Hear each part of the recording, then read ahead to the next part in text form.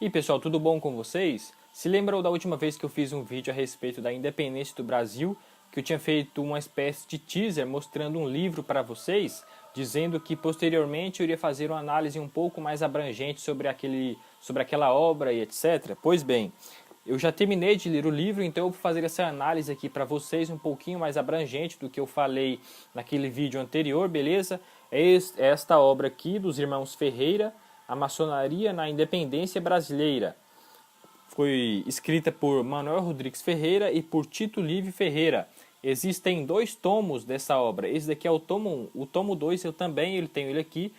E em breve eu irei fazer uma análise dele também até terminar de ler, porque é uma obra um pouco grande, não é uma obra pequena, de várias páginas, na verdade, são pouco mais de 400 páginas cada um.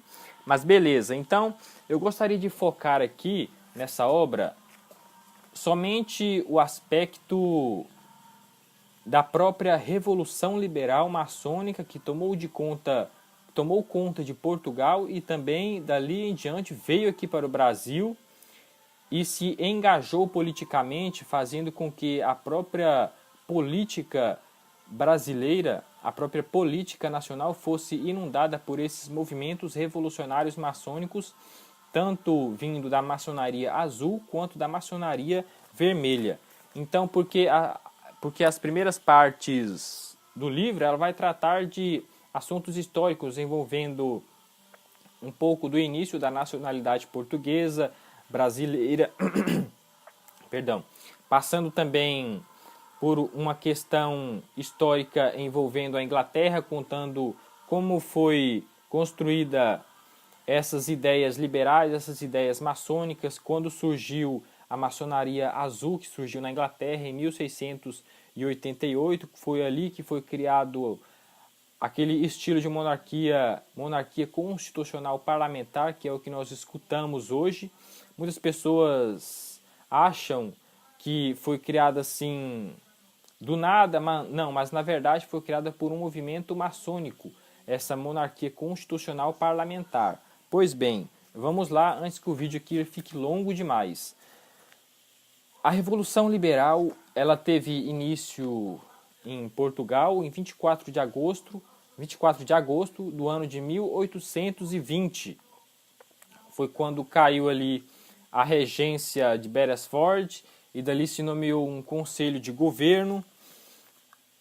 Houve ali vários aparatos de poder maçônico que tomaram de conta das cortes portuguesas e dali em diante vieram aqui para o Brasil, influenciaram aqui, porque a Universidade de Coimbra, que é uma das universidades mais antigas da Europa, que situa-se em Portugal, ela era um antro de movimentos maçônicos, das maçonarias tanto azul como vermelha. Então dali já se percebe que vários portugueses nascidos no Brasil e portugueses nascidos na Europa se formaram na Universidade de Coimbra e dali já saíram com essa mentalidade revolucionária maçônica.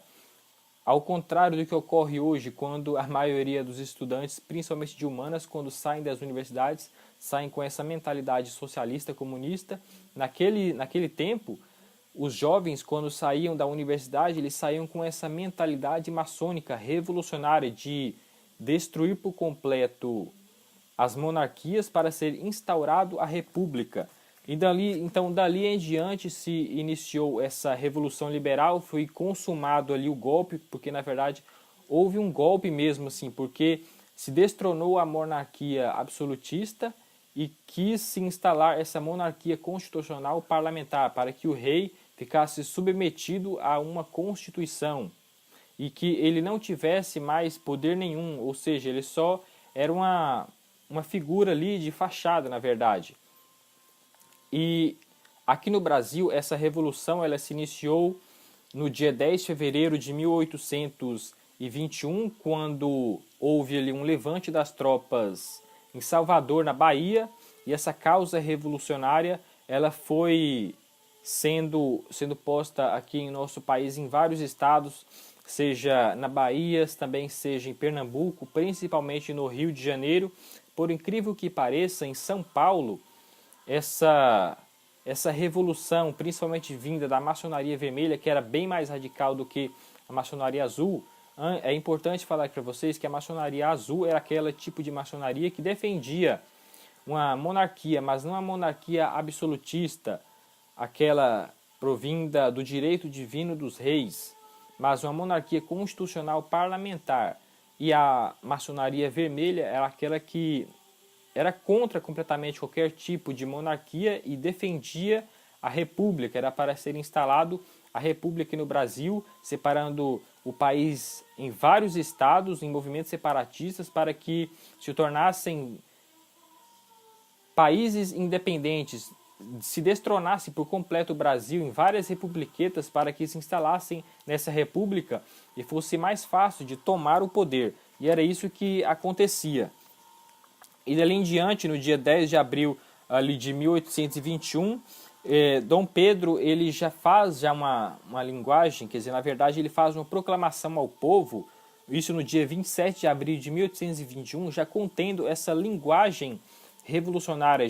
Não é aquela linguagem mais, digamos assim, mais religiosa, mais voltada para questões metafísicas, etc., que existia quando havia essa monarquia absolutista provinda do direito divino dos reis. Não, aqui já falava já com a linguagem própria da maçonaria, essa linguagem mais revolucionária. E dali já vai passar para maio, quando ocorre ali, é abolido em Lisboa os tribunais da Inconfidência, aqueles mesmos tribunais que, como eu posso falar aqui, que condenaram vários revolucionários aqui no Brasil, como por exemplo o mais famoso de todos, Tiradentes, na Inconfidência Mineira. Vai ser abolido aí os tribunais da Inconfidência, né? Já não vai mais existir esse crime de lesa majestade, mas sim o crime de lesa pátria. Também vai passar ali a junho de 1821, que nos primeiros dias vai chegar ao Rio de Janeiro as bases da Constituição da Nação Portuguesa para serem juradas posteriormente por Dom Pedro, por Dom João VI e etc. E logo após essa revolução liberal que ocorre em Portugal e também aqui no Brasil no ano de 1821, vai explodir aqui em nosso país várias revoluções, seja na Bahia, seja em São Paulo, seja no Rio de Janeiro, seja em Pernambuco, seja no Rio Grande do Sul. E a maçonaria estava por trás de todas essas revoluções que já estavam acontecendo aqui no nosso país. E os governadores que tinham sido nomeados por Dom João VI anos antes de acontecer essas revoluções, eles estavam todos caindo porque nas cidades, nas principais capitais aqui do Brasil, estava havendo essas revoluções, essas juntas de governo derrubavam os governadores que eram nomeados por Dom João VI e elas próprias tomavam o poder e se instaurava essa nova junta de governo. Vai passar ali também para agosto ali de 1821. Aconteceu ali no dia 6 de agosto de 1821, por intermédio do ministro do reino, o Dom Pedro. Ele vai determinar que nos dias 24 de agosto e 15 de setembro vão ser feriados, porque essas datas foram o início das revoluções ali no Porto. Aqui também vocês já estão percebendo que Dom Pedro já estava praticamente iniciado nessa regência, nesse novo aparato de poder maçônico revolucionário. Vamos passar ali para setembro de 1821. Vai ser votada uma lei nas cortes para que fosse formada uma junta de 7 membros para governar ali Pernambuco. Todos eles eram eleitos pelo povo. A junta de governo ficava subordinada às cortes. E também, vamos ver aqui, no dia 29 de setembro, as cortes elas vão decretar ali 2 decretos, que serão os decretos números 124 e 125. Esses decretos aqui vão dar muito problema, vão dar muito trabalho para Dom Pedro I e também para todas aquelas pessoas que pertenciam à maçonaria azul que estavam do seu lado, porque eles vão ter que fazer ali vários vários acordos, vão ter que traçar várias estratégias para que esses decretos 124 e 125 que foram feitos pelas Cortes de Lisboa para serem aplicados aqui no Brasil, para que eles não fossem, para que Dom Pedro não cumprisse esses decretos. Elas vão decretar, né, era uma nova organização administrativa das províncias do Brasil, do que se tratava esses decretos. Vou falar aqui um pouquinho a respeito para vocês. O decreto 124, aqui, no antigo regime, né, os governadores eles eram nomeados pelo rei, enquanto que agora seriam por meio do voto dos eleitores de paróquia, que eram eleitores de terceiro grau, conforme a Constituição espanhola. Dom Pedro ficava sem funções aqui no Brasil, e um dos objetivos desse decreto era esse também, ou seja, não dar nenhum poder para Dom Pedro I.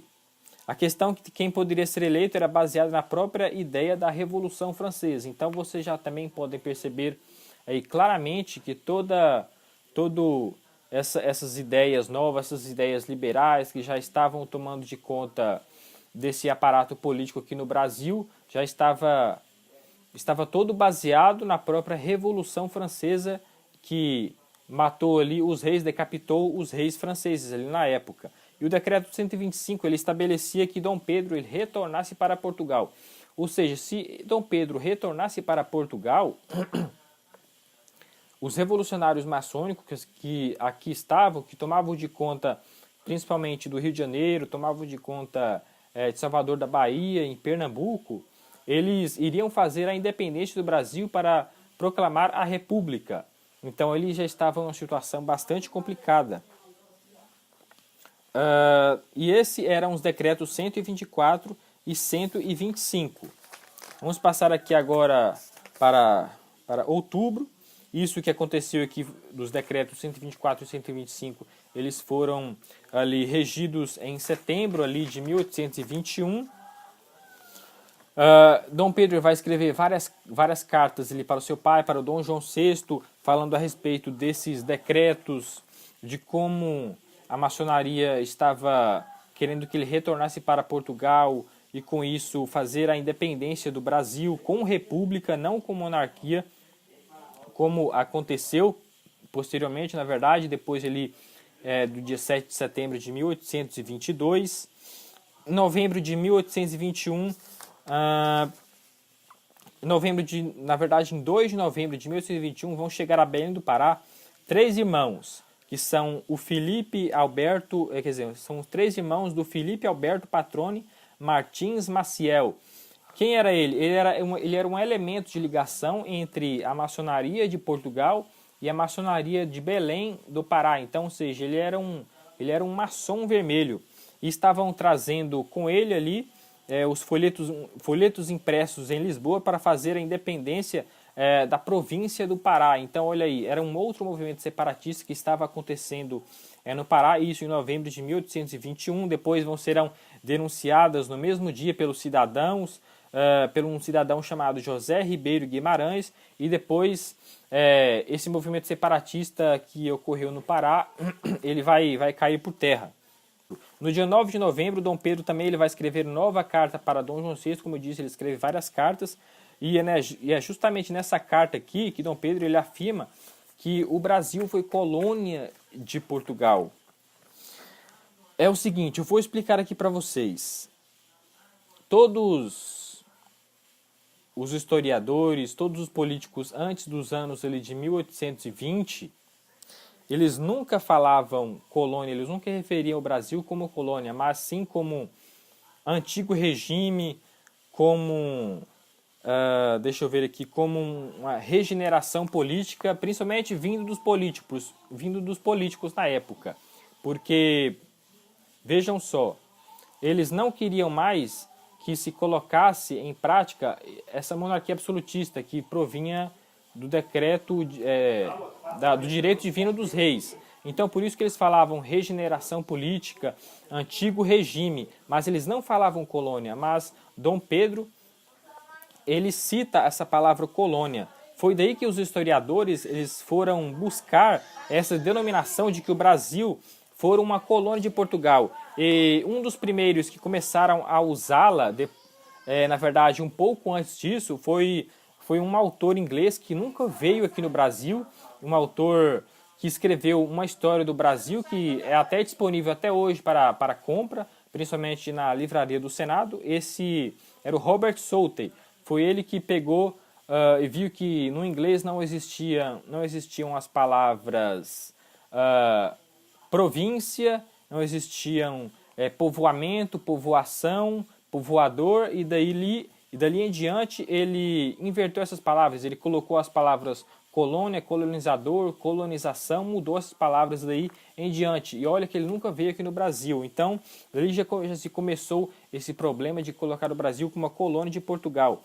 Mas eu vou explicar um pouquinho mais à frente porque Dom Pedro, ele junto com José Bonifácio, eles mentem a respeito sobre isso. Eles falam que o Brasil foi uma colônia, mas foi para principalmente fazer frente a essas cortes de Lisboa que tinham proclamado ali esses dois decretos, números 124 e 125. Vamos chegar aqui agora no ano de dezembro de 1821. Vocês estão reparando que eu estou fazendo aqui uma análise bem resumida, porque é muita coisa mesmo aqui, senão o vídeo ficaria longo demais e eu não quero que vocês deixem tentar comparar esses livros aqui, esses dois livros, que na verdade só se vendem em sebos, mas que vale a pena muito, viu pessoal, para você entender verdadeiramente através de documentos que são publicados nesse livro, que é caracterizado como fonte secundária de estudo. Vamos passar aqui para dezembro de 1821. No dia 9 de dezembro vai chegar no porto do Rio de Janeiro esses decretos números 124 e 125, pelas mãos do infante Dom Sebastião. Um dia depois, no dia 10 de dezembro, Dom Pedro, através lá do seu ministro, ele vai mandar uma resolução número 80 aos governadores das províncias para que eles cumprissem esse decreto número 124 e que informassem o seu retorno para Portugal. O decreto número 124, ele fazia com que os governadores formassem ali essa nova junta de governo, principalmente os governadores que foram nomeados no tempo ali de Dom João VI, para que formassem essa nova junta de governadores, essa junta de governo escolhida pelo voto escolhida pelo povo, né, através do voto, para falar a verdade.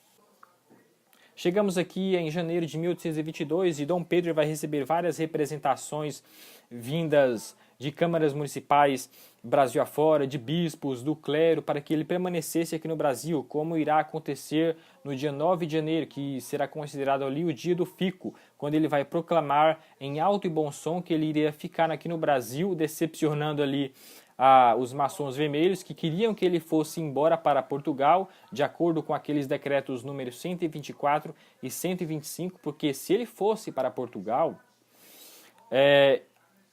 essas cortes maçônicas que já tomavam conta aqui do Brasil iriam proclamar a independência com república e não com monarquia, como ocorreu ali depois de 7 de setembro de 1822. E aqui eu vou dar um pouquinho mais de ênfase a respeito dessa fala do Dom Pedro e também das cortes maçônicas, mas que não eram vermelhas, eram azuis, principalmente de São Paulo, de criar essa farsa, na verdade, de falar que o Brasil foi colônia de Portugal. Vamos lá. E agora eu vou explicar um pouquinho, bem rapidamente, para vocês como surgiu esse termo colônia, esse termo falso colônia, que foi construído ali por Dom Pedro I, por José Bonifácio, pela Câmara Municipal ali da província de São Paulo. Era o seguinte: condenando e usando esse termo colônia para designar o Brasil nesse período de 1500 até 1822, os políticos queriam condenar, na verdade, esses decretos números 124 e 125. Então, por isso eles diziam que se fosse aprovado esses decretos que foram redigidos pelas cortes de Lisboa, o Brasil iria voltar ao colonialismo. E o colonialismo, ele sempre foi um regime que foi sempre colocado como inferior a qualquer outro. Então, eles queriam que o Brasil fosse submisso a Portugal e etc., voltasse a exploração, a escravidão. Então foi construída essa farsa por Dom Pedro I, por José Bonifácio, pelas câmaras municipais de São Paulo, para fazer frente às cortes de Lisboa. E dali em diante surgiu essa farsa histórica. E os historiadores do século XIX, do século XX e ainda do século XXI ainda continuam a usar esse termo Brasil Colônia para se referir o Brasil do período de 1500 a 1822, quando na verdade nunca existiu esse termo em nenhum documento histórico da monarquia portuguesa que comprovasse que isso realmente ocorreu. O Brasil sempre foi taxado como província, como Estado do Brasil ou como Reino do Brasil, nunca como um regime colonial. Quando se referia a colônia aqui no Brasil, se referia a aquele, como eu posso falar aqui para vocês, aquela forma de lavrar a terra, ou seja, eram os próprios agricultores, eles eram colonos, ou seja, eram aquelas pessoas que mexiam com a terra, que lavravam a terra e não tem nada a ver com sistema jurídico ou político de governo, esse colonialismo que é colocado. Então nada tem a ver usar esse termo colônia, Brasil colônia. O Brasil sempre foi taxado de Brasil, província, Estado do Brasil e Reino do Brasil, como eu disse. Então era para fazer frente a essas cortes de Lisboa. E dali os historiadores, como eu falei, vão passar a usar esses termos sem procurar nos documentos históricos para comprovar. E também houve ali um autor como o Robert Southey, que passou a usar esse termo. Ele foi um historiador inglês que nunca veio aqui ao Brasil. Ele escreveu várias obras a respeito da história do Brasil, que você pode até encontrar à venda na livraria do Senado, porque no inglês não existiam as palavras povoamento, povoação, povoador. Então dali ele foi e trocou essas palavras por colônia, colonizador, colonização. Então dali surgiu praticamente toda essa farsa histórica. Foi dos anos de 1820 em diante que surgiu, quando os políticos começaram a usar essa farsa do Brasil colônia para designar o nosso país, beleza? Então eu espero que tenham ficado um pouco mais claro aí para vocês de como surgiu essa farsa histórica do Brasil colônia. E passando ali para o final ali de janeiro de 1822, houve ali no dia 9 de janeiro, né, o dia do fico, que eles se reuniram ali lá na Câmara Municipal do Rio de Janeiro. Vários maçons ali fizeram as suas proclamações falando para que Dom Pedro I ele ficasse. Estavam lendo as representações que tinham sido chegadas para Dom Pedro através do clero, através de câmaras municipais do Brasil afora. E com isso, no dia 9 de janeiro, né, ele proclama que iria ficar aqui no Brasil, decepcionando principalmente a maçonaria vermelha. E nesse mesmo dia ele envia uma carta ali para seu pai, para o Dom João VI, dizendo que ficara, que o verdadeiro significado do fico era evitar a separação do Brasil com Portugal. Então, ou seja, naquela época ali ainda não se havia essa possibilidade de querer uma separação política do Brasil com Portugal. Se queria ainda que ficasse unido como um reino, como da nação portuguesa mesmo. O reino do Brasil, o reino de Portugal e também o reino de Algarves. Então queria que ficasse permanecido unido ainda, não queria que houvesse essa separação política. Então o significado do fico, na verdade, foi esse. E terminando aqui para o vídeo não ficar muito longo, porque eu sei que já está bastante longo, mas vamos em frente aqui.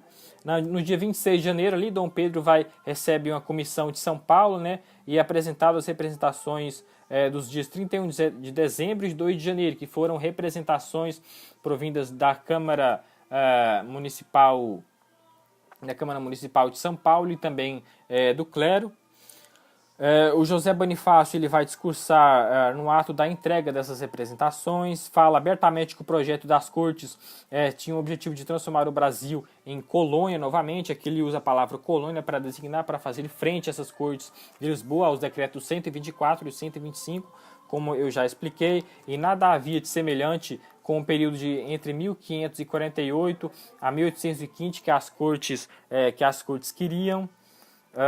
E a dominação tinha por fim, né, opor as cortes a esses decretos, como eu falei. O José Bonifácio ele vai falar em nome de São Paulo e de toda a maçonaria no geral, porque ele era um maçom azul. Não haver separação entre Brasil e Portugal. José Bonifácio também tinha uma representação chamada de instruções aos deputados de São Paulo eleitos nas cortes. E nessas instruções constava lá um projeto do Reino Unido entre Brasil e Portugal. E agora ele anunciava essa decisão de organizar o reino, mesmo indo contra essas cortes. E no dia 29 de janeiro, Dom Pedro vai escrever uma nova carta para seu pai, para Dom João VI, e vai contar que recebeu a deputação que veio de São Paulo. No dia 30 de janeiro, Dom Pedro vai escrever uma nova carta ao governo provisório, né, de São Paulo, agradecendo ao envio das tropas que ele tinha pedido para fazer frente a vários movimentos revolucionários que estavam fazendo baderna ali na cidade, principalmente depois do movimento do Fico, que ocorreu no dia 9. Por isso que ele tinha pedido essas tropas para São Paulo, para que viessem, para que ajudassem nisso daí. E também no dia 30, José Bonifácio ele vai enviar, né, aos governos de todas as províncias, né, essa determinação para que se unissem ao governo de Dom Pedro, para que não houvesse essa separação entre o próprio governo de Dom Pedro e as várias províncias do Brasil, para que todos ficassem unidos em prol de Dom Pedro I. Então, galera, essa daqui foi a análise que eu fiz a respeito deste livro aqui, da maçonaria na independência brasileira, dos irmãos Ferreira. Espero que vocês tenham gostado. Desculpem aí pelo vídeo ter ficado tão longo, mas espero que vocês tenham entendido aqui claramente o que eu falei. Se você não entendeu alguma coisinha que eu disse aqui, pergunte aí nos comentários que eu vou te responder, beleza? E agradeço muito. Se você gostou, deixa aí o seu joinha, compartilhe esse vídeo aqui nas redes sociais, se inscreva aí no meu canal. Se você tem alguma dúvida, pergunte nos comentários, como eu disse. E até a próxima, galera. Falou!